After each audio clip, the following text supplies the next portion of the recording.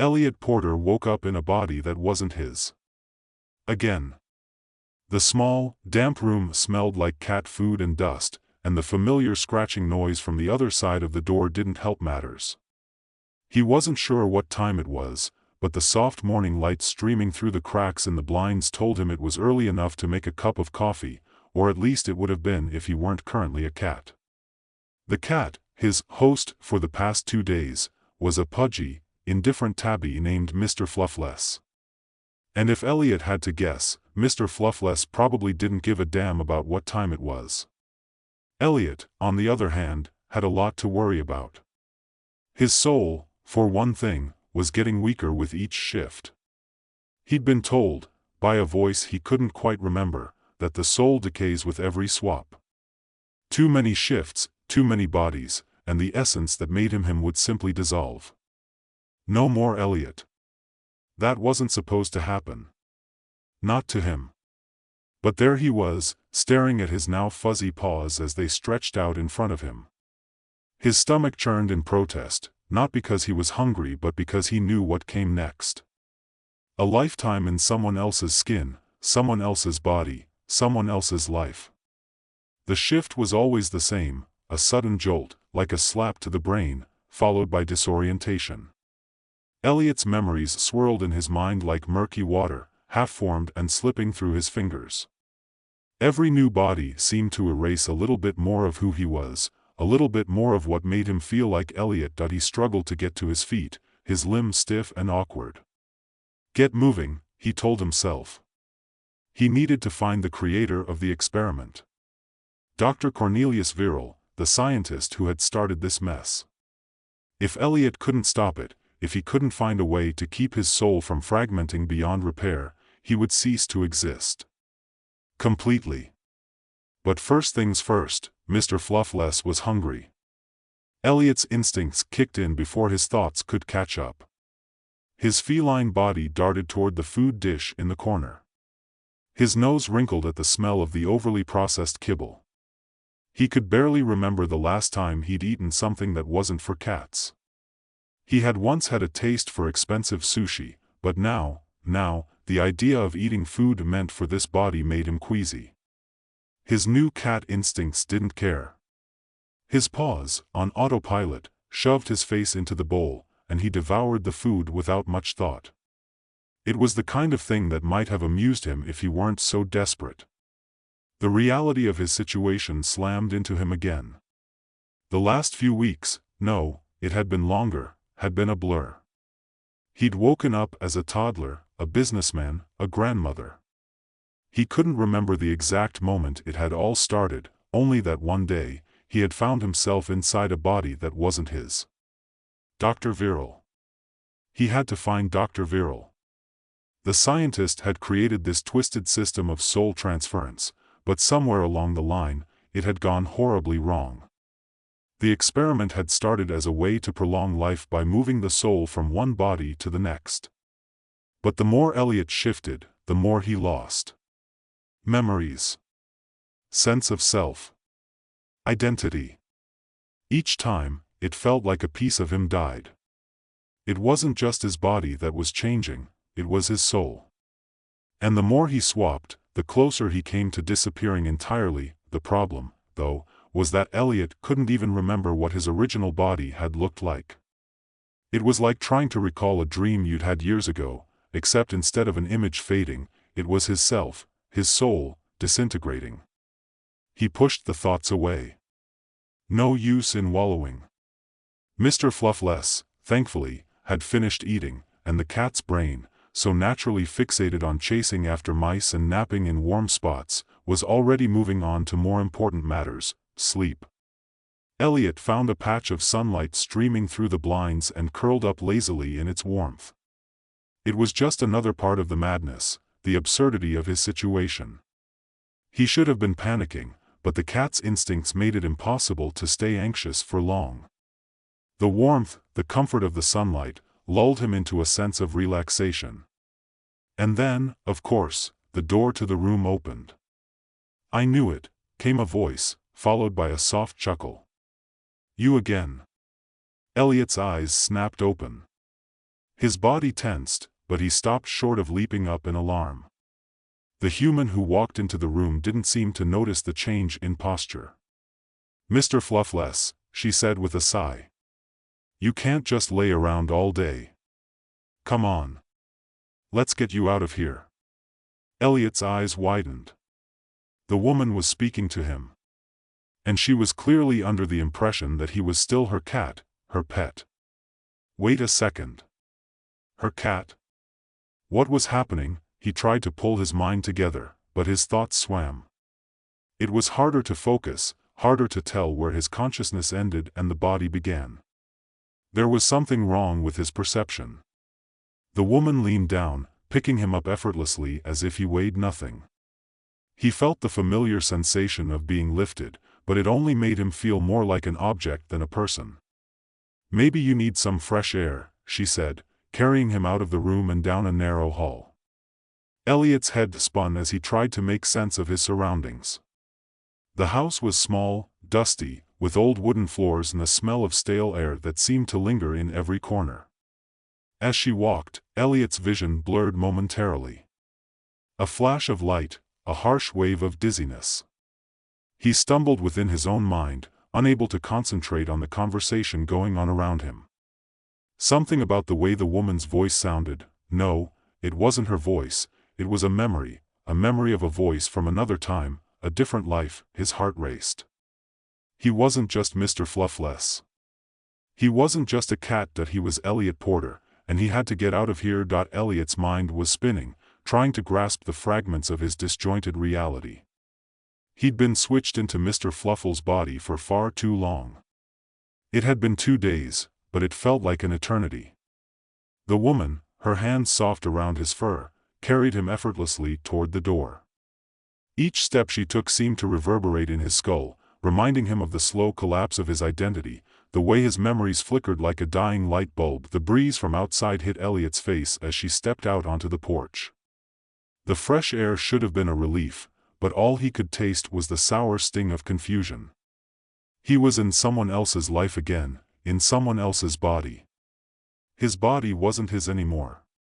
Mr. Fluffle's body, this round, lazy, absurdly fluffy thing, was the one that existed in this world now. It was all Elliot had to work with. "You need to get some exercise," the woman continued, still oblivious to the fact that she was speaking to a man trapped inside a cat's skin. "You can't stay cooped up in there all day." Elliot twitched his whiskers, resisting the urge to hiss in frustration. If he could speak, he would have yelled, but instead, all he could do was feel the overwhelming weight of helplessness. What had he become? Who had he become? And why the hell couldn't he remember his own name? They reached the yard, and the woman set him down on the grass. She gave him a gentle pat on the head before stepping back to admire her work. "That's a good boy. Now, go on. Run around. Get your little kitty legs moving." Elliot barely heard her words anymore. His senses were swimming. The sun was too bright, the air too sharp, and his thoughts were a mess of disjointed images. He could feel the tingling sensation of something else deep inside him, something that wasn't quite the cat's instinct, but wasn't quite his either. It was like his body was trying to tell him something, but the message was scrambled there.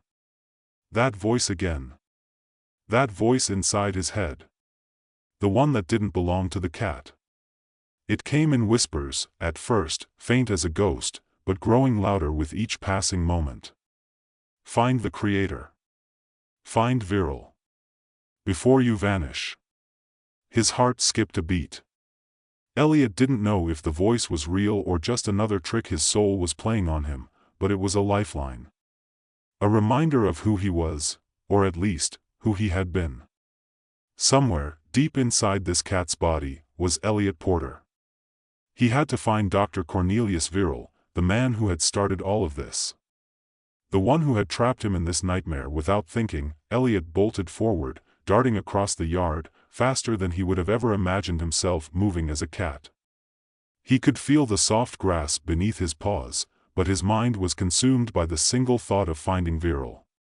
He ran through the yard, skittering up the stairs to the front door, pawing at the wood as if he could force it open. The woman, who must have noticed his strange behavior by now, called out from the porch. "Mr. Fluffless, what on earth are you doing? Come back here." But Elliot couldn't stop. The instinct to run, to move, was overpowering. The thought of vanishing, of losing himself forever, drove him forward. And there it was, a sudden flash, something he hadn't seen before. An image. A memory. A dark, cold lab. Shiny, metal tables. Dr. Viral. His back turned. A machine humming, blinking with strange lights. There was a moment, no, a feeling, that struck him like a punch to the gut.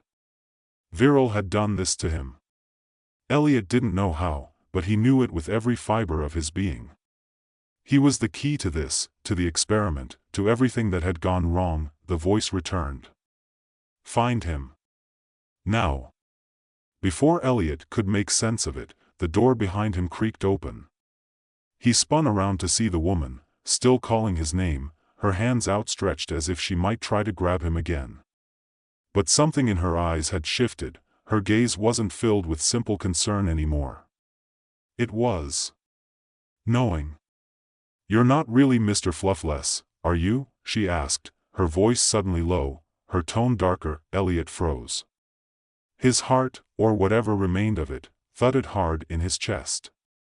How had she? "I've been watching you," she continued, a small smirk playing at the corner of her lips. "You're not the first soul to get lost. I've been observing for some time now. You're not the first to come to me looking for Dr. Viral. But you're the first to escape. To run." Elliot didn't know what to say. His instincts screamed at him to flee, but there was something deeply unsettling about this woman. She wasn't just some random person who had taken in a stray cat.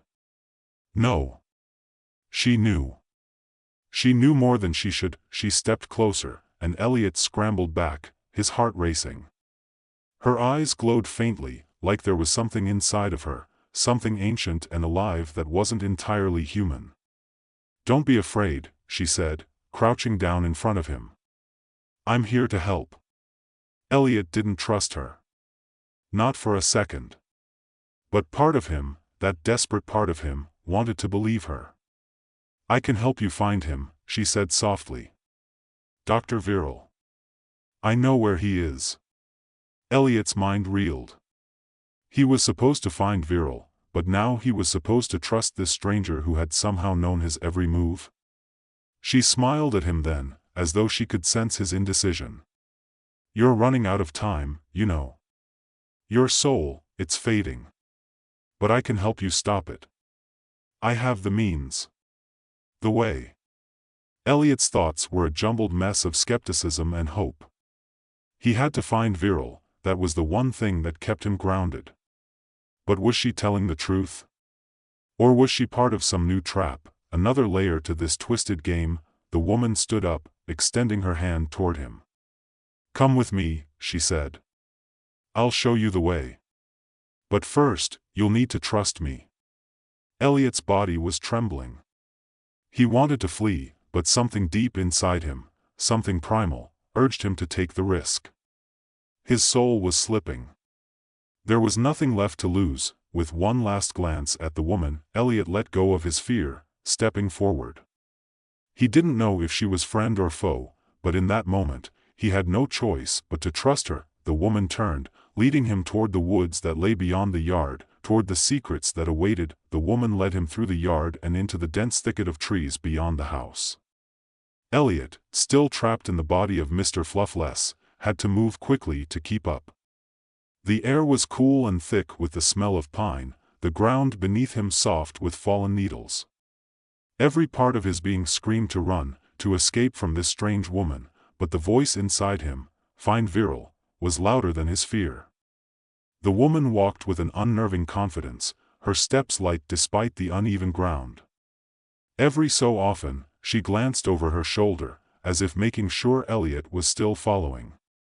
Her eyes were glowing faintly, that strange, unsettling light flickering behind her gaze. He couldn't tell if it was the moonlight reflecting off her pupils, or something else. Something unnatural. She finally stopped at the base of an old oak tree, its gnarled roots twisting up through the earth like fingers reaching for the sky. "This is where we'll start," she said softly, her voice almost too quiet to hear over the rustling of the wind in the leaves. Elliot didn't respond. He had no words left. His mind was already spinning, trying to piece together what was happening. The woman had said she knew where Dr. Viral was, that she could help him find the answers, but could he trust her? His soul was fading with every passing moment, the disjointed memories of his past lives slipping away like sand through his fingers. She turned to face him, her expression soft but knowing. "You're wondering if you should trust me," she said, as though reading his thoughts. "But trust is a fragile thing, isn't it? It's hard to hold on to when everything you thought you knew is crumbling around you." Elliot flicked his tail, the movement feeling oddly unnatural as he tried to maintain control over a body that wasn't his. "I'm not a cat," he thought, but the feeling of being trapped in the animal's skin was too strong. It made him dizzy. The disorientation was overwhelming, as though the lines between who he was and who he had been were already blurring beyond recognition. "I understand your fear," she continued. "But I'm not here to hurt you. In fact, I'm the only one who can save you. You've been running from your past, but you can't outrun this.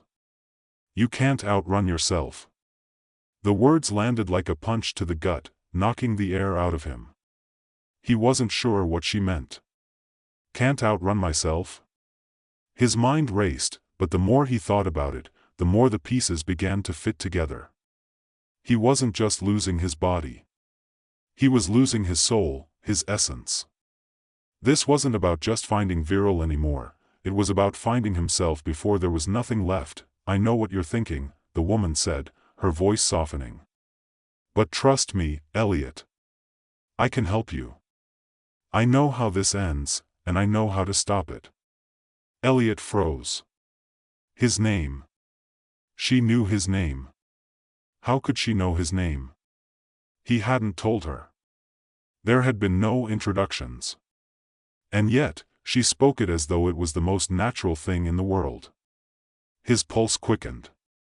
The voice in his head was louder now, like a persistent echo, a reminder of his mission. "Dr. Viral," he rasped, his words coming out as a barely audible whisper. His throat felt thick and dry, as though he hadn't spoken in ages. "Where is he? What happened?" The woman's eyes softened, but there was a sadness behind them. "Dr. Viral, he's not the man you think he is. He was once a great scientist, yes. A man driven by a dream of eternal life. But that dream, it came at a terrible price." Elliot's heart skipped a beat. This was it. This was what he had been searching for. The reason behind the experiment, behind everything that had gone wrong. But the more he listened to her, the more something didn't sit right in his gut. "You see," she continued, her voice barely above a whisper, "Viral was experimenting with the soul, trying to find a way to separate it from the body. To move it. To transfer it. But what he didn't understand, what none of them understood, was that the soul is fragile. It's not something that can be passed around like a toy. It's not meant to be moved from body to body. And every time you shift, Elliot, every time you move, you lose a little more of yourself." Elliot's head was spinning. He wanted to scream, but all he could do was stare at her, his mind racing to make sense of the tangled mess of words. Why are you helping me?" he finally managed to choke out. The woman didn't answer immediately. Instead, she looked away, her gaze distant. When she spoke again, her voice was filled with a quiet bitterness. "Because I was part of it, too. I was there when it started. I was one of the first test subjects. Viral, he used me, just like he used you. He promised me immortality, but what I got instead was endless suffering. Endless shifting. But unlike you, Elliot, I had no choice. I didn't get to decide when it was over." Elliot blinked, confused. The words didn't make sense. She had been a part of the experiment? A test subject? He wasn't sure what to make of her story, but a sick feeling twisted in his stomach. She had lived this? The same nightmare he was now trapped in. Viral has become obsessed with this idea of immortality, she continued, her eyes darkening. But he doesn't understand that immortality is a lie. It's an illusion. The more you try to live forever, the more you lose of yourself. That's the truth of it. And it's the truth you're running from, Elliot. Elliot's body trembled as she spoke. It was as if she was peeling away the layers of his mind, exposing the raw truth beneath. The truth he had been avoiding. That he was already losing. That he had already lost so much of who he was that it might be too late to save himself. But there was still something inside him, some spark of the man he had once been, the man who had lived. It hadn't vanished yet. Not entirely.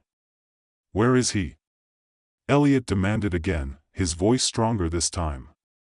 He had to find Viral. He couldn't let it end like this. The woman's gaze flickered with something that looked like pity. He's hiding. In plain sight. You've already been there, Elliot. You've crossed paths with him more than once. The words hit him like a slap. He had already seen Viral. He racked his memory, struggling to recall any detail. His mind was a jumbled mess, pieces of his past lives scattered like broken glass, impossible to put together. Then, it clicked, the dinner party. The mansion. Dr. Viral. The whispers of the experiment. The promise of a cure. Elliot had been there. He had seen Viral's face. He had heard the scientist's voice, but he had been too distracted by his own disintegration to recognize it at the time. I know where he is, Elliot said, his voice steady now. I know where to find him. The woman nodded, her lips curving into a sad, knowing smile. Then go. Go and finish what you started. But be careful. Viral won't make it easy for you. He's already lost his humanity. He'll do anything to keep you from undoing what he's done. Elliot didn't respond. His mind was already racing ahead, forming a plan. He had no time to waste. Viral was out there, and with each passing moment, his soul was slipping further away. That he couldn't let that happen. Not now. With one last look at the woman, Elliot turned and ran, his heart pounding in his chest. The woods faded behind him, and ahead of him lay the unknown. But there was only one thing that mattered now, that he had to find Dr. Viral. Before it was too late, Elliot ran, his paws pounding the earth beneath him, heart racing in his chest. Every part of his body, every instinct, screamed for him to slow down, to stop, to rest. But there was no time. He couldn't stop. His mind was filled with a singular purpose: find Dr. Viral. Every breath he took felt heavy with the knowledge that his soul was deteriorating with each passing second, slipping away like water through a sieve. If he didn't act now, if he didn't find Viral, he would cease to exist. His body, the body of Mr. Fluffless, seemed to move on its own, his paws carrying him across the uneven ground with an ease he didn't fully understand. The cat's instincts were strong, pushing him forward, but it was his mind, his fractured soul, that propelled him, urging him onward through the trees and toward the unknown. He didn't look back. Not even once. The moon hung high in the sky, casting its silver glow over the darkened landscape. The wind whispered through the leaves, carrying with it the scent of pine and damp earth. Elliot's mind raced, trying to gather his fragmented thoughts. The woman had told him that he had already been close to Viral, that he had crossed paths with him, and yet, Elliot couldn't remember. There was a hollow space in his memory where the answers should be, a void that made everything feel distant, as though his own life were slipping away in slow motion. He knew he had to keep going. The path was clear in his mind, even if the details weren't. It wasn't until he reached the edge of the forest that he slowed, the shadows of the trees giving way to the glow of streetlights in the distance. There, beyond the trees, was the small town he had been in and out of for the past few weeks. No, it was more than that. He had been here longer, he realized. It felt familiar, but it also felt like he had been here before, in another life. Another body. The recollections were murky, indistinct. A flash of a conversation. A flicker of a smile. A fleeting moment with Viral. It was all slipping away. Elliot forced himself to focus. He didn't have time for self-doubt. Not anymore. He had to find Dr. Viral, and the town was the only place he could start. His legs felt weak from the constant running, but he pushed forward, dodging between parked cars and crossing the empty street. His movements were erratic, as though his body wasn't quite his own. But his mind was all too aware of the urgency. He passed an old diner, the neon sign flickering overhead. It was closed for the night, but something about the place tugged at him. A memory, no. Not a memory. A feeling. A sensation of something he had seen or heard. He couldn't place it. He had been here before, hadn't he? Hadn't he seen the diner when he had been in someone else's body? Hadn't he sat at one of these booths, waiting for something, or someone? He paused for a moment, taking in the faint smell of burnt coffee that clung to the air. It made his stomach churn. Another shift, another life, another person's experience pressing in on him, suffocating him. No more. He couldn't afford to lose himself again. That he turned away from the diner, his mind snapping back to the task at hand. At the far end of the street, a large building loomed in the distance. It was familiar, though he couldn't remember why. The architecture was old but well maintained, the kind of place that had seen better days but was still standing, still waiting. Elliot could feel it deep in his bones, the connection, the pull. Viral was there. The closer he got, the more intense the sensation became. He could feel the hum of something hidden beneath the building's surface, an energy that thrummed in the air like a wire pulled too tight. It wasn't just the building that called to him, it was Viral. The man's presence, his dark influence, felt like it had seeped into the very walls of the place. Elliot hesitated just outside the door. He had to be careful. Viral wasn't a fool. If he was still here, he would be prepared. He would know that Elliot, or whoever had been in Elliot's body, was coming. Without thinking, Elliot pushed the door open with a soft tap of his paw. The entryway was dark, lit only by the faint glow of overhead lights that hummed like distant voices in the empty space. The scent of old books and chemicals hit him immediately, familiar yet unsettling. The silence pressed in, thick and heavy, as though the building itself was holding its breath, waiting for something to happen. Elliot moved forward, his senses alert. There was a hallway to the left, and from somewhere deeper in the building, the faintest sound of a door creaking open. He followed the sound, his paws light on the cold, smooth floor. The hallway seemed endless, stretching out before him like a labyrinth. The walls were lined with old portraits, their faces obscured by the darkness. The floor creaked under his weight, but he moved on, driven by the pull of something more, something powerful. Then, at the end of the hallway, the door opened fully, and Elliot was hit with the unmistakable feeling of being watched. Dr. Viral stood in the doorway, his expression unreadable, his hands clasped behind his back. The man was tall, his features sharp, his eyes glowing with an eerie intensity. He didn't move at first, as though assessing Elliot, waiting for him to speak. Elliot could feel the weight of the moment pressing down on him. He had found Viral. "Finally, I've been expecting you," Viral said, his voice calm, almost soothing. "I knew you'd come for me eventually." Elliot's heart hammered in his chest. He opened his mouth to speak, but the words caught in his throat. Everything, the confusion, the shifting, the endless loss of self, was swirling in his mind, making it difficult to focus. "You've been running," Viral continued, stepping into the room and walking slowly toward him. "Running from yourself. From the truth. But there's no escaping it, Elliot. The experiment is a part of you now. You can't outrun your soul. Elliot wanted to scream at him, to demand answers, but all he could do was stare.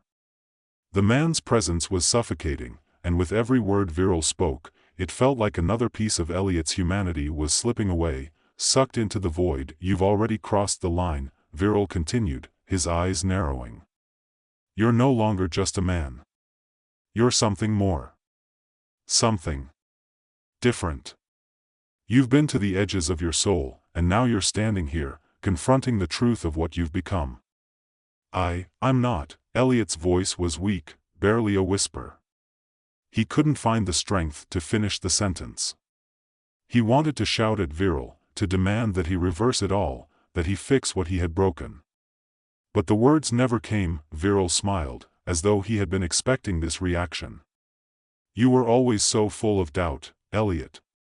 So unsure of your own power. But you're more powerful than you realize. More capable than you can imagine. And I am the one who gave you that power." Elliot took a step back, his heart pounding in his chest. He was starting to understand, but he didn't want to. He didn't want to know the truth of what Viral had done. "You think you can stop me," Viral said, his voice turning colder. "But you're wrong. You can't undo what's been done. You can't fix what's already been broken." "I'll find a way," Elliot managed, his voice gaining strength. "I'll undo it. I'll make it right." Viral's eyes darkened, his smile fading into something colder, something more dangerous. "You can't undo what you've become, Elliot. You can only accept it." And as the words left his mouth, the air around them seemed to shift, and Elliot realized, in that final, crushing moment, that he had already lost. The world around him seemed to bend and twist, the edges of his reality pulling away. And in that instant, Elliot knew that the soul he had been desperately trying to hold on to was already gone.